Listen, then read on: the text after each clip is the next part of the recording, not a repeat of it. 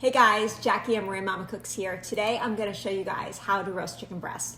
I do this all the time because we use shredded chicken for sandwiches, for salads, for tacos, anything that you want to do, and it's so much cheaper than actually buying like a whole chicken, because sometimes you don't want the dark meats or the legs.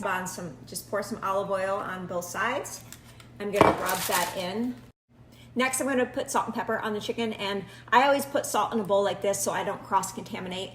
So I'm going to rub both sides of the chicken breast, and I put a lot of salt on here because these are bone and skin on, and it just really adds a lot of flavor, believe it or not.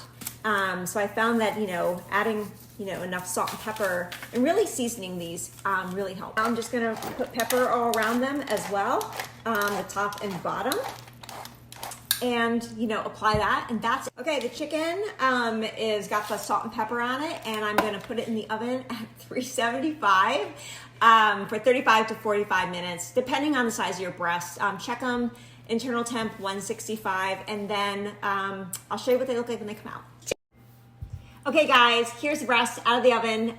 They are brown and crispy, as you can see. What I'm gonna do is peel off the skin, shred the chicken. So I have the chicken shredded for salads and sandwiches. This is something I do weekly. Hopefully you guys start doing it in your house. It's just great when you need some extra protein. So